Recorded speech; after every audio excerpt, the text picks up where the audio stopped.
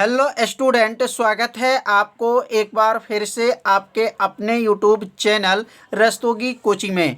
आज के इस वीडियो में क्लास 12 के रसायन विज्ञान अभ्यास 13 में आज हम लोग पढ़ेंगे नाइट्रोजन युक्त कार्बनिक यौगिक। तो यह नाइट्रोजन युक्त कार्बनिक यौगिक का पहला भाग है। तो आज से जो है अभ्यास 13 शुरू किया जा रहा है। तो आप सभी विद्यार्थी इसे अपने कॉपी में नोट करते चलिएगा, जिससे आपका एक नोट्स भी बनता रहेगा। तो यहाँ पर सबसे पहले जो है हेडिंग को नोट कर लेंगे कि नाइट्रोजन युक्त कार्बनिक यौगिक।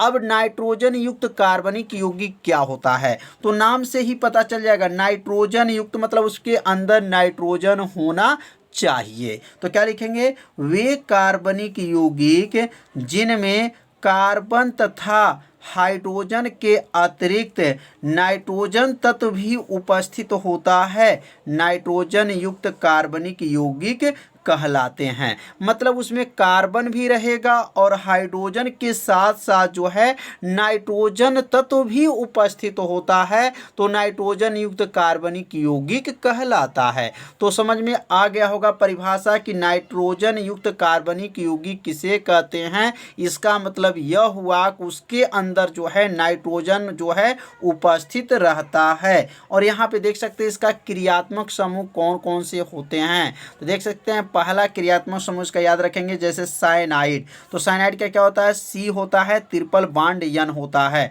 ये इसकी संरचना है। अब यहाँ पर देखेंगे सी भी है, मतलब सी मतलब कार्बन भी है, उसके साथ जो है नाइट्रोजन भी है। दूसरा क्या होता है, आइसोसाइनाइड। आइसोसाइनाइड क्या होता है, माइनस एन, यहाँ ट्रिपल बॉन्ड जो है सी है। नाइट्रो का क्या होता है, तो एन है और यहाँ पे डबल बॉन्ड ओ और सिंगल बॉन्ड जो ओ है। नाइट्रो का जो है संरचना जो है क्या बनता है, क्योंकि यहाँ उसका सूत्र होता है NO2 होता है। क्या होता है, NO2 होता है, तो इसकी संरचना क्या बनेगा, N डबल बॉन्ड जो है इधर सिंगल बॉन्ड O होता है।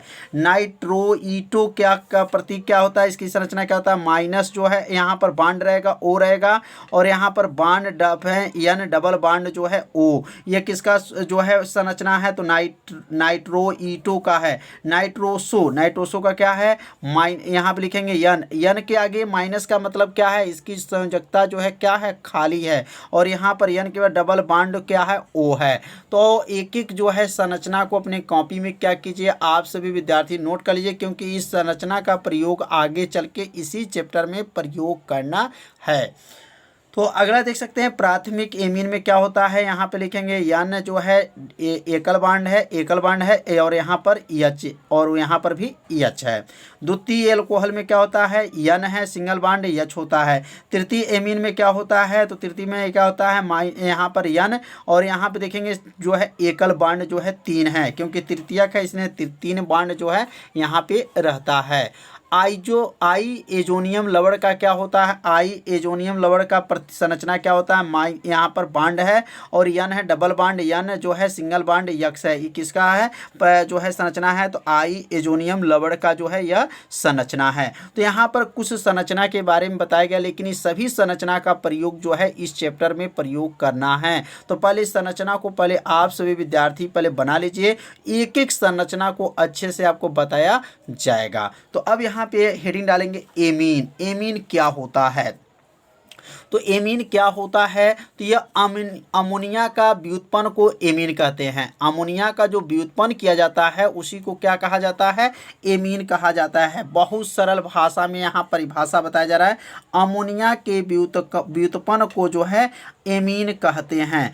अमोनिया का सूत्र क्या होता है, तो NH3 है। अब NH3 के हाइड्रोजन परमाणु के स्थान पर यदि कोई एल्कील समूह R जो एल्कील समूह आ जाए, या एरिल समूह का प्रतीक क्या होता है, AR आ जाता है, तो इस प्रकार के प्राप्त होने वाला यौगिक जो है एमीन कहलाता है। मतलब अमोनिया में जो हाइड्रोजन है उस हाइड्रोजन के स्थान पर क्या आ जाए, एल्कील समूह आ जाए या एरिल समूह आ जाए, तो इस प्रकार प्राप्त होने वाला यौगिक क्या कहलाता है, एमीन कहलाता है। जैसे यहाँ प्रतीक से समझेंगे, यहाँ पर NH3 है। अब यहाँ NH3 में से जो है एक हाइड्रोजन को निकाल दिया जाएगा, मतलब एक हाइड्रोजन निकल जाएगा और एक एल्किल समूह जुट जाएगा। तो यहाँ पर R आगे आ जाएगा, R जुट गया। अब यहाँ N उतर जाएगा। हाइड्रोजन कितना था? 3 था, और यहाँ 3 हाइड्रोजन में से एक हाइड्रोजन निकल गया, तो कितने हाइड्रोजन बचेगा? 2 हाइड्रोजन। तो क्या बनेगा? RNH2। मतलब इसमें से जो है एक हाइड्रोजन क्या हो गया है? निकाला गया है, और जो है एल्किल समूह को जोड़ा गया है। पुनः आप ध्यान देंगे, अब यहाँ से पुनः एक हाइड्रोजन को निकाल दिया जाएगा। और जब एक हाइड्रोजन को यहाँ से निकाल दिया जाएगा और पुनः जो है एक एल्किल समूह को जोड़ दिया जाएगा, तो R और R मिलेगा, तो क्या लिखेंगे यहाँ पर? R2 हो जाएगा। N उतर जाएगा, और यहाँ हाइड्रोजन 2 को था, तो उसमें से एक हाइड्रोजन निकल गया, तो एक हाइड्रोजन बचेगा। पुनः अब यहाँ से क्या करेंगे? हाइड्रोजन परमाणु को पुनः निकालेंगे और एल्किल समूह को इसमें पुनः जोड़ लेंगे। तो R2 है, इसमें R जोड़ लेंगे, तो क्या बन जाएगा? R3 हो जाएगा। और यहाँ से जो है N को क्या कर लेंगे? यहाँ N को जो है यहाँ नोट कर लेंगे, उतार देंगे, और इसमें से एक हाइड्रोजन को क्या करेंगे? बाहर कर देंगे। तो इसका मतलब क्या है? हाइड्रोजन को इसमें जो है हटा करके उसके स्थान पर एल्किल समूह को या एरिल समूह, एरिल का प्रतीक क्या होता है? AR इसमें आ जाए, उसी को क्या कहा गया है? एमीन कहा गया है। तो बहुत सरल भाषा में बताया गया है। तो आप सभी विद्यार्थी पहले इस रिएक्शन को जो बताया गया है, पहले अपने कॉपी में इसको क्या कर लीजिए? नोट जरूर कर लीजिए। तो यहाँ समझ में आ गया होगा, हाइड्रोजन देख रहे हैं यहाँ पे निकाला गया है, और एल्किल समूह को क्या किया गया है? जोड़ा गया है। जैसे यहाँ पर R पढ़े थे, तो R को हम क्या कहते हैं? एल्किल। जैसे CH3NH2 है, तो CH3NH2 को क्या कहेंगे? तो मेथिल एमीन कहेंगे। अब यहाँ R2 था, तो R2 था, तो CH3 मैंने एल्किल समूह है, 2 लग गया, NH है, तो इसका नाम क्या है? तो डाई है, क्योंकि 2 है इसलिए बोलेंगे डाई मेथिल एमीन। क्या बोलेंगे इसको? डाई मेथिल एमीन इसको कहा जाएगा। 3 है, तो क्या बोलेंगे? Try methyl amine. बहुत आसान है, बस थोड़ा सा ध्यान देना है। पहले में एक हाइड्रोजन कम होगा, दूसरका में जो है 2 हाइड्रोजन कम होगा, तीसरका में जो है 3 हाइड्रोजन कम होगा। किस में से कम होगा? तो अमोनिया में से। अमोनिया का सूत्र क्या है? NH3 है। NH3 में से एक हाइड्रोजन अगर निकाल दिया जाएगा, तो पहला हमारा बन जाएगा, और जो 2 हाइड्रोजन निकाल देंगे तो यह दूसरा वाला बन जाएगा, और तीनों हाइड्रोजन को निकाल देंगे तो तीसरा वाला जो है बन जाएगा। तो समझ में आ गया होगा कि मतलब methyl amine, di methyl amine, tri methyl amine कैसे बना। तो आप सभी विद्यार्थी इसे अपने कॉपी में क्या कीजिए? जरूर नोट कर लीजिए। अब हम लोग पढ़ेंगे एमीन के प्रकार। एमीन कितने प्रकार के होते हैं? तो एमीन जो है 4 प्रकार के होते हैं। अब यहाँ पे हेडिंग डालने के बाद से लिख लेंगे एमीन 4 प्रकार के होते हैं। पहला का नाम क्या है? प्राथमिक एमीन है। दूसरा नाम है द्वितीयक एमीन है।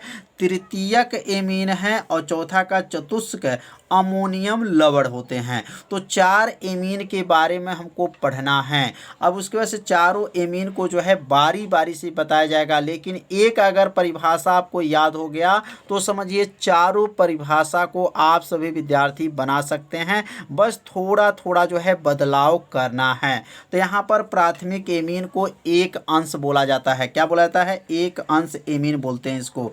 अब यहाँ पे ध्यान देंगे, इनमें यन मतलब नाइट्रोजन परमाणु केवल एक एल्किल या एरिल समूह, अब यहाँ ध्यान दीजिए, एल्किल भी बोल सकते हैं या एरिल समूह से जुड़ा होता है, ऐसे एमीन को प्राथमिक एमीन कहते हैं। बस यहीं पे ध्यान देना, अगर प्राथमिक है तो यहाँ 1 बोलेंगे, द्वितीयक है तो यहाँ 2 बोलेंगे, तृतीयक है तो यहाँ पर 3 बोलेंगे। बस परिभाषा बनता जाएगा, बस एक बनाना है, और जो है एक बनाना सीख गए, समझिए सभी परिभाषा को आप सभी विद्यार्थी बना सकते हैं। तो यहाँ क्या लिखा गया? इनमें यन परमाणु केवल किससे जुड़ा है? एक एल्किल या एरिल समूह से जुड़ा होता है, ऐसे एमीन को प्राथमिक एमीन कहते हैं। अब यहाँ पर CH3NH2 मतलब इसमें एल्किल जो समूह है एक ही है, C2H5 है, इसमें भी एल्किल समूह एक ही है। इसका नाम क्या है? मेथिल एमीन है, और इसका नाम क्या है? एथिल एमीन है। तो समझ में आ गया होगा तक इसमें जो है एल्किल समूह जो है केवल एक ही जो है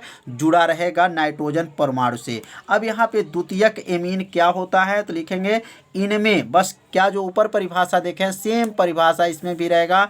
इनमें n परमाणु केवल 2 एल्किल या एरिल समूह से जुड़ा होता है। मतलब इसमें 2 एल्किल जो है परमाणु किससे जुड़ा रहेगा, n माने n परमाणु जो होता है केवल 2 एल्किल या एरिल समूह से जुड़ा होता है।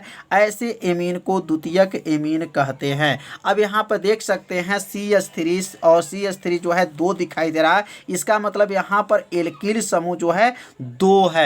यहाँ पे एल्किल समूह 2 है, इसका नाम क्या हो जाएगा, डाई मेथिल एमीन हो जाएगा। CH3 C2H5 है तो यहाँ पर भी क्या है 2 है, तो इसके लिए इसका नाम क्या होगा, मेथिल एथिल एमीन हो जाएगा। तो यहाँ पर जो है 2 एल्किल समूह जब जुड़ा रहेगा उसको द्वितीयक एमीन बोलते हैं, एक एल्किल समूह जुड़ा रहेगा उसको प्राथमिक एमीन कहते हैं। तो अब सीखेंगे तृतीयक एमीन। तो तृतीयक एमीन का परिभाषा तो आप सभी विद्यार्थी बना ही लेंगे, बस यहाँ जहाँ 2 है वहीं पे क्या कहना है, 3 कहना है। तो तृतीयक एमीन क्या होता है, तो लिखेंगे इनमें n परमाणु केवल 3 एल्किल या एरिल समूह से जुड़ा होता है। बस यहीं पे तो केवल बदलना है, एक बार 1 बोलना है, एक बार 2 बोलना है और एक बार 3 बोलना है, बस परिभाषा बनता जाएगा। तो क्या लिखेंगे, इनमें n परमाणु केवल 3 एल्किल या एरिल समूह से जुड़ा होता है। ऐसे एमीन को तृतीयक एमीन कहते हैं। अब यहाँ नाइट्रोजन जो है n जो है 3 एल्किल मतलब RRR, इसको एल्किल समूह कहेंगे। CH3 जुटा है तो यहाँ 3 एल्किल समूह से जुड़ा हुआ है, इसका नाम क्या हो जाएगा, ट्राईमेथिल एमीन है। क्या नाम है, ट्राईमेथिल एमीन इसको कहा जाता है। यहाँ पर भी देखेंगे 3 है, CH3 C2H5 C6H5 यहाँ पर है, तो यहाँ पर भी 3 जो है जुड़ा है, इसलिए इसका नाम क्या होगा, एथिल मेथिल फेनिल एमीन इसका नाम है। मतलब नाइट्रोजन परमाणु जो है 3 एल्किल समूह से जुड़ा हुआ है। तो 3 जब एल्किल समूह से जुड़ा रहता है उसको क्या कहा जाता है, तृतीयक एमीन कहा जाता है। अब लास्ट हम लोग इसका प्रकार पढ़ेंगे चतुष्क अमोनियम लवण। अब चतुष्क अमोनियम लवण क्या होता है, तो इनमें लिखेंगे इनमें नाइट्रोजन परमाणु केवल 4 एल्किल या एरिल समूह से जुड़ा होता है। मतलब n परमाणु जो होते हैं केवल 4 जो है एल्किल समूह से जुड़ा रहेगा। मतलब नाइट्रोजन जो जुड़ा है कितने जो है एल्किल समूह से जुड़ा है, तो 4 एल्किल या एरिल समूह से जुड़ा हो। ऐसे एमीन को क्या कहा जाता है, चतुष्क अमोनियम लवण कहा जाता है। मतलब यहाँ CH3 के जगह पर AR भी जोड़ सकते हैं। AR का नाम क्या होगा, एरिल समूह कहा जाता है, और CH3 का नाम क्या है, एल्किल समूह कहा जाता है। तो यह नाइट्रोजन जो है 4 जो है एल्किल समूह से जुड़ा हुआ है, और यह इसका नाम क्या होगा, टेट्रामेथिल अमोनियम क्लोराइड इसका नाम है। तो समझ में आ गया होगा कि एमीन कितने प्रकार के होते हैं। तो एमीन टोटल जो है 4 प्रकार के होते हैं। चारों को जो है सरल भाषा में बताया गया है। अगर एक परिभाषा आप बनाना सीख गए तो चारों परिभाषा को बना सकते हैं, बस थोड़ा सा आपको ध्यान देना है। तो आज के इस वीडियो में क्या बताया गया, एमीन और एमीन की प्रकार बताया गया। तो आज का वीडियो कैसा था, आप सभी विद्यार्थी जरूर कमेंट कीजिए, वीडियो को लाइक कर दीजिए, और चैनल पे यदि पहली बार आए होंगे तो चैनल को सब्सक्राइब जरूर कर लीजिए, क्योंकि आपके लिए लाइव क्लास चलाया जा रहा है। तो मिलते हैं अब अगले भाग में, तब तक के लिए सभी विद्यार्थियों को नमस्कार।